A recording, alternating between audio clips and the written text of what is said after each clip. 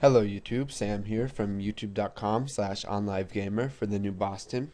And in this tutorial we're going to be taking a look at the properties toolbar right here.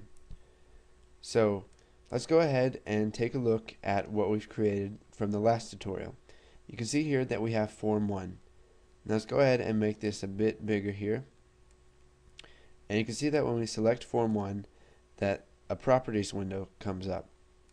Now there's a lot of stuff you can do in here. First off, there's the name, and just like anything else, any buttons or lists or labels, you want to have a name for your form that's going to be easy to remember if you're going to be using more than one form. So we'll just call this one main form.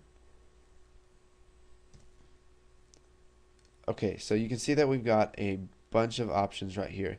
I'm just going to go ahead and cover some of the most important ones and the ones that you're going to use. So here we have the back color, where you can change the color of the back of your form. So let's make this a bit bigger so you can see what I'm talking about. We can change it to button shadow, and you can see that you got a whole bunch of options down here under the system tab. Now we can also take a look at the web tab, which has some other colors that you will find often on the web. That's why it's called the web tab.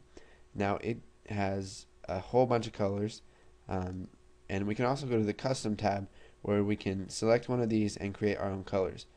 So here we can have the background red, or we can do white. So let's just go ahead and change this back to button face. Now we can also select a background image. Now we can use the radio button, local resource, and we can click import, and it'll go ahead and let us select a picture. So I'll just go ahead and go to my desktop, and we'll use a picture here from my YouTube page, and we'll just go ahead and click OK, and you can see here that it sets the background to that. Now let's go ahead and remove that. We can go ahead and click clear here and then click OK, and you can see that the background image is gone. Now we can select from various options. Whenever we put a background image on, we can have it tile, center, stretch, or zoom. Now let's scroll down a little bit. You can set the the color of the text that's going to be in your text box. You can select the icon. So let's just go ahead and use this icon. And I'm going to use this icon in one of the tutorials coming close to the end, where we're going to create a favorites viewer. You can set the form border style, which is sizable at the moment. You can set it to fixed 3D, fixed single, and basically what that means is that they can't resize it like this. It won't let them. You can select fixed tool window, which won't let them minimize or maximize, and they have to either close out of it or just ignore it. There's sizable tool window, where they can change the size of it. There's sizable, and let's go ahead and look at some more of the properties.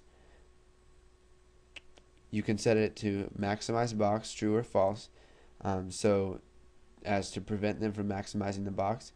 And you can see that when we run this program, let's say if we wanted to maximize it, it wouldn't scale up the buttons properly or anything else, and it would just make it look ugly. So if the buttons aren't going to auto size, then you may want to set maximize box to true. Now you can also select minimize box to allow them to minimize it or not. You can change the opacity, so let's change it to 50. And if we go ahead and run this, you can see that our form is almost see-through.